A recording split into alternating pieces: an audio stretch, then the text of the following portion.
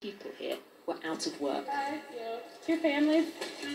This diaper drive-through runs every week, helping those like Julie, who has 4 grandchildren to support. Do you worry about, providing for your family? Oh, yeah. A lot. A lot.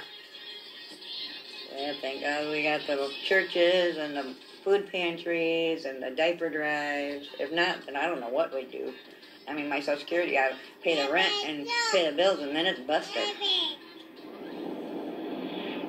Michigan was once a powerhouse of car manufacturing, helping to drive the American dream. But decline turned the Midwest into the so-called Rust Belt. So Donald Trump's promise to restore that pride, and more importantly, jobs, helped secure his win here with the tightest of margins. In Kalamazoo, father and son, Jim and Tim, aren't giving up on making America great again.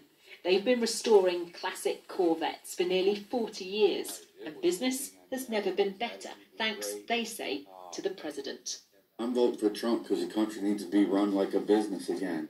That's the only thing that's going to bring people back here and get the auto industry, the machining industry, all that stuff back to this country again, and keep building the way we were building. I mean, people were spending money.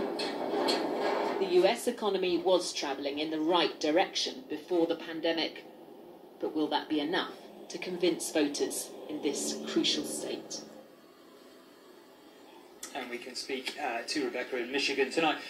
Rebecca, good evening. Look, one of the stories we all missed, I think it's fair to say, in 2016 was just the extent to which white working-class voters in places like Michigan and Pennsylvania and Wisconsin and places like it switched from Obama to Trump in massive numbers. What's your sense of where these voters stand now?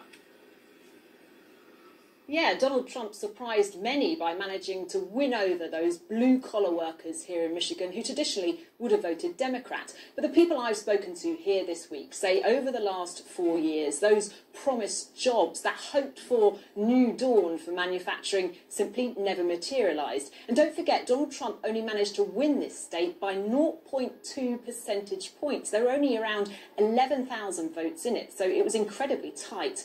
Back then, Trump has been blitzing the Midwest this week, and Biden is here this weekend as he attempts to reconstruct that so-called blue wall. The opinion polls, if you believe them, have Biden comfortably ahead. My feeling, based on the people I've spoken to, if they judge the president purely based on the promises he made for economic growth here, I don't think he'll come out on top.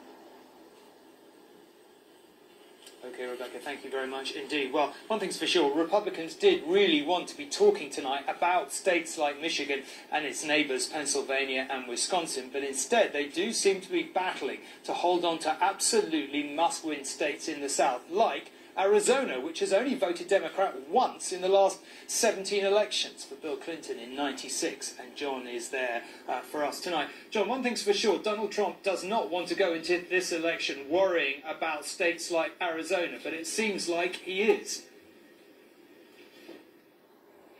That's right. Good evening, Tom. Quite simply, no Republican has ever won the presidency without winning the state of Arizona. Donald Trump will have started 2020 thinking that Arizona was in the bag, but the fact that he's had to visit here at least half a dozen times since tells you that it's not in the bag. I'm in Maricopa County, the most important county in the state, the biggest.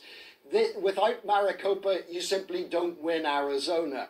This place is becoming more diverse, and Republican dominance is being diluted. I'll give you an example. In 2020, Mitt Romney won Maricopa with a majority of 145,000. 4 years later, Donald Trump's majority was 100,000 fewer. Another factor this year is coronavirus. Right now, the polls are tied. Arizona, Tom, is effectively a 50-50 state.